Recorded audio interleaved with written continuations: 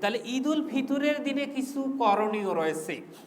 ঈদুল ফিতরের দিনের করণীয়র ভিতরে 1 নাম্বার করণীয়, সেটা হলো ঈদুল ফিতরের দিনে তাড়াতাড়ি ঘুম থেকে ওঠা। কি ওঠা? তাড়াতাড়ি ঘুম থেকে ওঠা। এটা হলো ঈদুল ফিতরের দিনে 1 নাম্বার করণীয়। ঈদের দিনের 2 নাম্বার করণীয়, ঈদের দিনের 2 নাম্বার করণীয় হলো ফজরের নামাজটা জামাতের সাথে পড়া। কোন নামাজ? জোরে বলেন। ফজরের নামাজ। ঈদের নামাজের চাইতে ফজরের নামাজের গুরুত্ব বেশি। ঈদের নামাজ হলো ওয়াজিব আর ফজরের নামাজ হলো ফরজ। 3 নাম্বার হলো মিসওয়াক করা। কি করা? জোরে বলেন।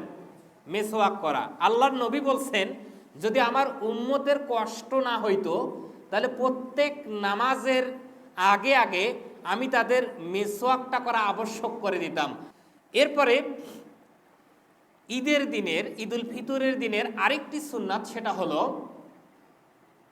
ঈদুল ফিতরের নামাজ পড়তে যাওয়ার আগে খেজুর বা মিষ্টি জাতীয় কোনো কিছু খাওয়া।